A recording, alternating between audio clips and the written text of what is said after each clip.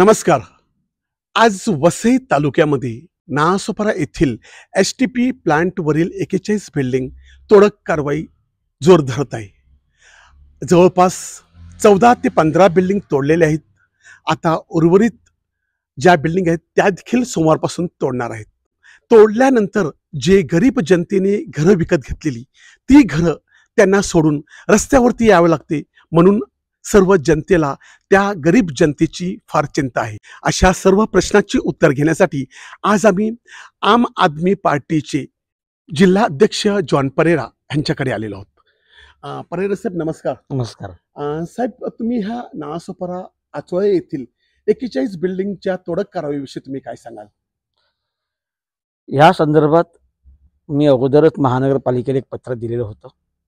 समर्थन लाईव्ह यांच्या माध्यमातून मी इंटरव्ह्यूसुद्धा दिलेला होता आणि मी माझी ही सप्टेंबरलाच भूमिका मी स्पष्ट केलेली होती.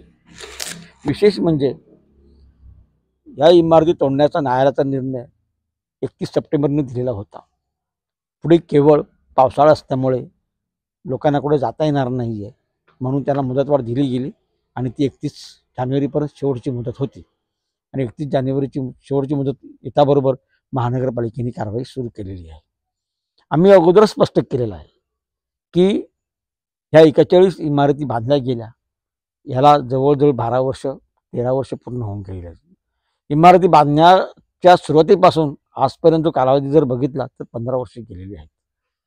प्रश्न असा पडतो, या इमारती उभ्या होत असताना महानगरपालिकेच्या अधिकाऱ्यांच्या लक्षात ते आले नाही का?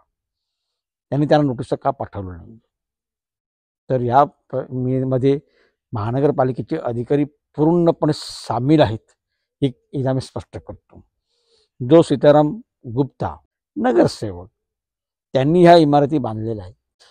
जनता बिचारी काय, नगरसेवक आहे, आमदार पण आहेत आणि महानगरपालिकेचे अधिकारी पण आहेत.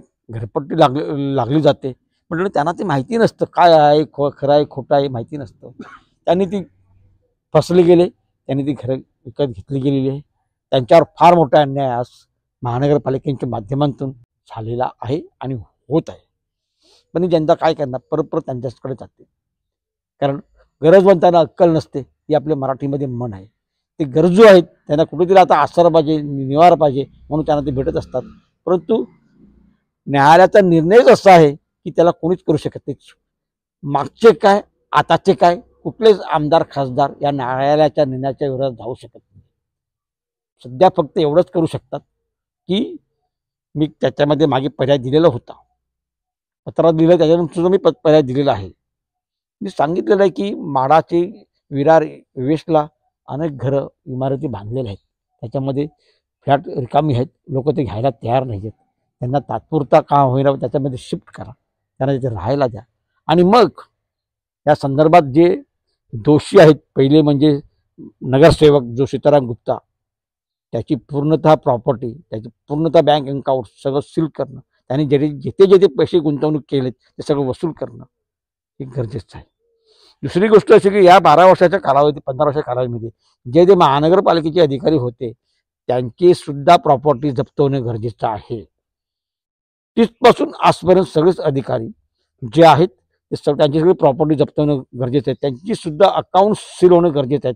ते पैसे सगळे जर मिळाले गेले तर मला माहिती नाही आहे किती यांना भरपाई मिळेल, परंतु या जे पीडित लोक आहेत त्यांना काही प्रमाणात भरपाई निश्चित होईल.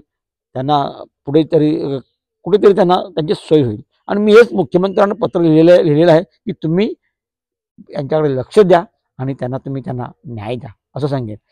कोणी म्हणत असेल नाही इमारत तोडू नका, तर मी म्हणेन या महानगरपालिकेच्या परिषदेमध्ये जवळपास 893 इमारती या अशा शासकीय जमिनीवरती अतिक्रमण करून आणि अनाधिकृतपणे इमारती उभ्या केल्या, त्या सगळ्यांना आपण असं सोडणार आहोत का? सोडता कामा नये. सगळ्या इमारती तोडल्या पाहिजेत. जी पापं ह्या महानगरपालिकेने केलेली आहेत सगळी तोडली पाहिजे. त्यांची सगळी मी मागाशी सांगितल्याप्रमाणे त्यांची सगळी प्रॉपर्टी जप्त केल्या पाहिजे. हे सगळे पापं करतात आणि सर्वसामान्य माणसालाही छळत असतात. माझी विद्यमान आमदार जे आहेत 132 आणि 33चे, त्यांनासुद्धा माझी ही विनंती आहे, तुम्ही निवडून आलात, त्यांच्याच मताने निवडून आलेला आहात, चांगली गोष्ट आहे. परिवर्तन झालेलं आहे. या परिवर्तनाचा लाभ या पहिल्या 41 इमारतीतील राहणाऱ्या जनतेला तुम्ही द्या. कसा द्यायचा? तर त्या इमारती तोडाचं काम थांबवून नाही तर ह्या वेगळ्या माध्यमातून त्यांना तुम्ही द्या. शेवटी विधिमंडळात तुम्ही आहात, कायदे बनवण्याच्या संस्थेत तुम्ही गेलेले आहात. त्यासाठी आवश्यक असलेला कायदा तुम्ही विधिमंडळात करू शकता आणि त्यांना तुम्ही न्याय देऊ शकता असं मी सांगतोय. आता हा झाला यांचा मुद्दा. बरेच दिवस मध्ये चर्चा सुरू आहे मोहन संख्या यांच्याविषयी. आता तो ते म्हणे तिथे जातोय आणि थोडं कारवाई करतोय. आता अलीकडे आपण त्याचे व्हिडिओ क्लिप बघितलेले आहेत, फोन करताना बघितलेले आहेत, ते कसे हप्ता गोळा करत आहेत जनतेकडून अनाधिकृतपणे हप्ता गोळा करत आहेत. तिथेच नाही आहेत, ते रस्त्यावर बसणारे फेरीवाल्याकडून पण हप्ता वसूल करत आहेत. आम्ही काही लोक तक्रार करतो, तक्रारीपुरता त्यांना हाकललं जातं, गेलं की पुन्हा येऊन बसतात. ते मला म्हणतात मी काय करू, प्रत्येक वेळेला मी हाकला इथे बसायचं या ठिकाणी येऊन बसतात. तर अरे फेरीवाले एकदा तुम्ही हाकले परत बसतात तर त्यांच्यावर तशीच कारवाई पण झाली पाहिजे. एकदा दोनदा तीनदा तशी कारवाई व्हायला पाहिजे. पण तुम्ही करत नाही कारवाई. ही कारवाई तुम्ही फक्त मी मारण्यासारखं करतो, तू रडल्यासारखं कर अशा भूमिकेतून ते कारवाई करत असतात, पण दाखवण्यासाठी करत असतात. ते त्यांच्याकडून हप्ता वसूल करत असतात हे निश्चित आहे. आणि हे सगळे व्हिडिओ क्लिपने सिद्ध झालेले आहेत. मला तर असं माहिती पडलेलं आहे की त्याला त्या ठिकाणी सहाय्यक आयुक्त एवढ्यासाठी नेमलेला आहे की सगळ्या ठिकाणून पैसे गोळा करायचे आणि बाकी सगळ्या अधिकाऱ्यांची खिशी भरायचे. असाच हा सगळा माहिती याच्यातून मला मिळते. आणि त्याला या सगळ्या गोष्टी दुजोर आहेत.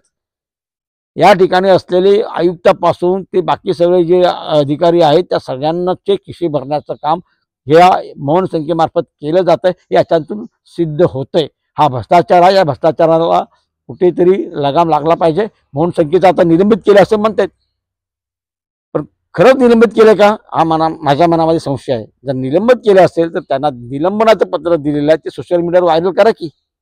ते का करत नाहीयेत तेव्हा? कारण ते करू शकत नाहीयेत. त्याला कारणं अशी आहेत की जर त्याला जर तसं खरोखर निलंबन केलं गेलेलं असेल तर निलंबन करणारे जे अधिकारी ते सुद्धा तो गोत्यात आणू शकतो. तुम्ही माझं निलंबन करता का, तुम्हाला पण मी आणतो बघा.